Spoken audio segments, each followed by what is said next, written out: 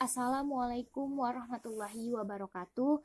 Nama saya Agustianti Tusadia dari kelas 11 IPA 3. Di sini saya akan menjelaskan materi tentang kondisi bangsa Indonesia sebelum tahun 1908 atau sebelum masa kebangkitan nasional. Bangsa Indonesia makin menderita ketika Daendels berkuasa pada tahun 1808 sampai 1811. Upaya kerja Rodi untuk membangun jalan sepanjang Pulau Jawa untuk kepentingan militer membuat rakyat semakin menderita. Penderitaan berlanjut ketika Belanda menerapkan kultur stelsel atau tanam paksa. Penderitaan bangsa Indonesia menumbuhkan benih-benih perlawanan di berbagai daerah. Perlawanan tersebut dipimpin oleh kaum ulama atau kaum bangsawan. Adapun beberapa tokoh-tokoh dari daerah di berbagai daerah yang memimpin perlawanan-perlawanan tersebut.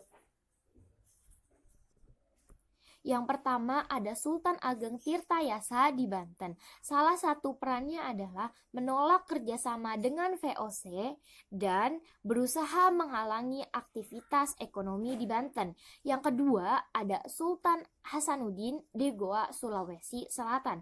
Salah satu perannya adalah melakukan penawanan kapal dan awak VOC yang beraktivitas di perairan Goa, Sulawesi Selatan.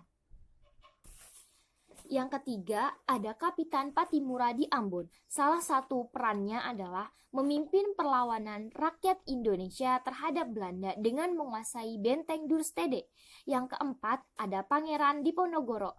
Salah satu perannya adalah memimpin Perang Jawa pada tahun 1825 sampai 1830 dengan menerapkan siasat perang gerilya. Yang kelima, ada Tuanku Imam Bonjol dari Sumatera Barat. Salah satu perannya adalah melerai dampak perang antara kaum Padri dan kaum adat dan menyebarkan agama Islam. Yang keenam, ada Pangeran Antasari di Banjarmasin. Salah satu perannya untuk mengusir penjajah adalah mempersatukan dan memimpin pemberontakan di desa-desa terhadap Belanda. Dan yang ketujuh, ada I Gusti Ketut Jelantik di Bali. Salah satu perannya adalah menolak tuntutan Belanda yang telah melanggar hukum tawan dan tidak mengakui kekuasaan Belanda di Bali. Yang kedelapan, ada Sisingamangaraja 12 dari Sumatera Utara atau lebih spesifiknya lagi di daerah Batak. Salah satu perannya adalah sebagai kepala adat dan pemimpin pemuka agama di tanah Batak. Yang kesembilan ada Cut Nyadin di Aceh. Salah satu perannya dalam mengusir penjajah adalah memimpin penyerangan terhadap pos-pos Belanda di daerah pedalaman. Sampai di sini, perjuangan rakyat Indonesia untuk mengusir penjajah belum berhasil. Hal ini disebabkan oleh perjuangan masih bersifat kedaerahan dan belum terorganisasi. Materi yang kedua adalah masa kebangkitan nasional. Hari kebangkitan nasional ditandai dengan adanya dua peristiwa penting. Yang pertama, berdirinya Organisasi Budi Utomo pada tanggal 20 Mei 1908 dan pembacaan Ikrar Sumpah Pemuda pada tanggal 28 Oktober 1928. Dua peristiwa penting itu ditandai sebagai salah satu dampak politik etis yang kemudian masyarakat mulai memperjuangkannya pada masa Multatuli. Adapun beberapa tokoh pada masa kebangkitan nasional, yaitu yang pertama ada Tirto Adi Suryo. Salah satu perannya adalah aktif menulis surat kabar seperti Kabar Hindia Olanda dan Pemberita Betawi. Yang kedua ada Cokro Aminoto. Perannya adalah menjadi perwakilan Sarekat Islam dalam Volksraad. Yang ketiga, ada Dr. Sutomo. Salah satu perannya adalah menjadi pemimpin organisasi di Budi Utomo. Yang keempat ada Haji Saman Hudi. Salah satu perannya adalah membentuk perkumpulan Mardi Budi atau cikal bakal Sarekat Dagang Islam. Yang kelima ada Ki Hajar Dewantara. Salah satu perannya adalah menjadi anggota Sarekat Islam dan mendirikan taman perguruan pada tanggal 3 Juli 1922. Yang keenam ada Daus Dekker. Salah satu perannya adalah mendirikan Indies Party yang memperkenalkan istilah Indie for Indiers. Materi yang selanjutnya adalah masa proklamasi dan mempertahankan kemerdekaan Indonesia. Setelah sepakat antara golongan tua dan golongan muda, terjadilah pembacaan teks proklamasi yang dibacakan oleh Soekarno dan Hatta. Setelah itu, Indonesia tidak langsung aman begitu saja, melainkan masih banyak goncangan-goncangan dari berbagai pihak penjajah.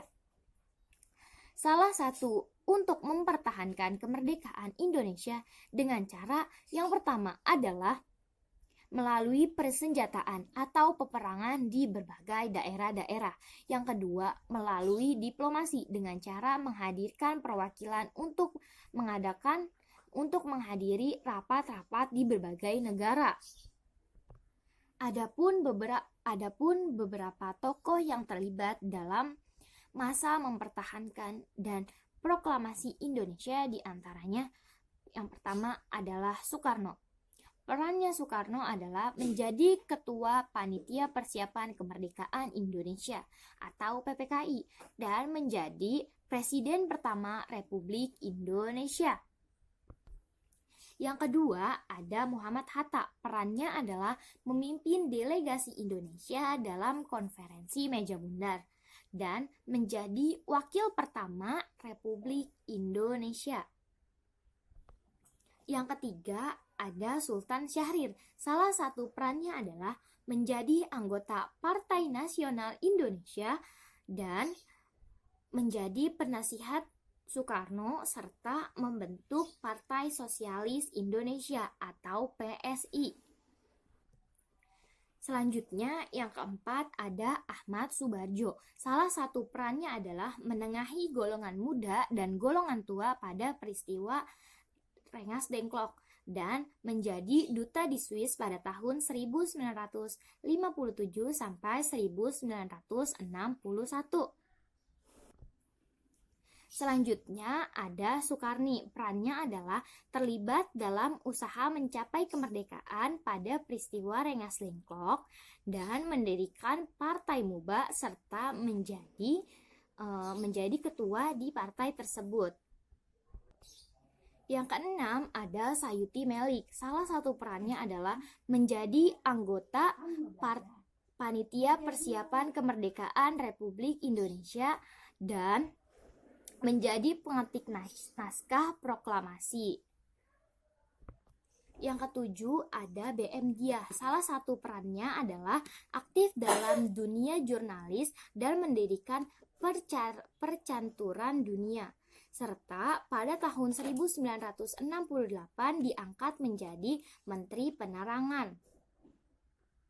Yang kedelapan ada Supriyadi. Salah satu perannya adalah menjadi anggota PETA yang menentang praktik Romusha dan memimpin pemberontakan terhadap pemerintah Belanda pada pemerintahan Jepang di Blitar.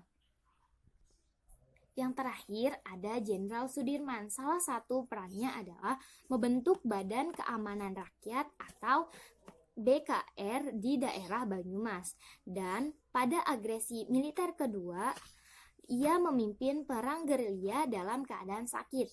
Terima kasih, hanya itu yang dapat saya sampaikan. Kurang lebihnya mohon maaf. benar dari Allah dan salahnya dari saya sendiri. Billahi taufik wal hidayah. Wassalamualaikum warahmatullahi wabarakatuh.